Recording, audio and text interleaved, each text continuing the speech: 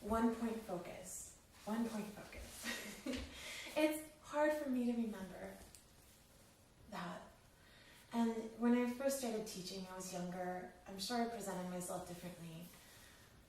And parents would say things like, well, what about the bowings? And they miss the C sharp, and then their feet are together. And I'm just like, did you not? They would say that like I didn't notice that.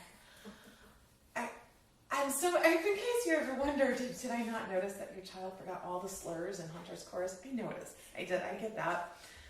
But I also know what that's like to be so overwhelmed. I got to take a samba dance class yesterday. I'm not a samba dancer. I have no samba dance background. I have a friend that teaches it. I thought it would be fun. And she was talking about the arms. The arms got to do this, and then they squeeze in the back, and then you've got to, all we had to do was walk across the room with our arms a certain way, and we had to just kind of walk. And my circuits were jammed. It's hard. It's hard. But I was so grateful. Just put yourselves in that beginner's shoe from time to time. Take on something new for just a moment. A new craft, a new recipe, a new physical dance, something. It's so humbling. And that's where we have to sometimes just sit on our hands and put that invisible piece of tape over our mouth and use a one-point focus. Wow. You remember to get your feet ready that time. All the bowings were off, the rhythms were off, everything else was off. Focus on the one thing they could do. Get mastery of that, and that serves as a template for success. It's hard though for us. I see the looks in the room. Yeah. It would be interesting if I was able to actually somehow analyze that, because I can see actually what is happening. I know. Elle told me that she forgot to play Twinkle, and she told Moshe the same thing because of the second finger with lightly. Yes. You know? Yes. Because there's so, like second finger. Absolutely. And doesn't that speak? But I understood, just because I keep forgetting.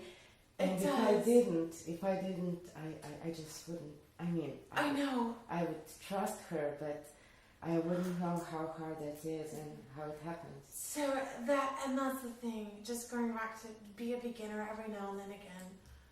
Oh, and you feel your circuits are jammed. Again, all I had to do was walk across the room with my arms a certain way, and then something had to be tucked in, and I had to look a certain way, and I was just blown away how hard that was.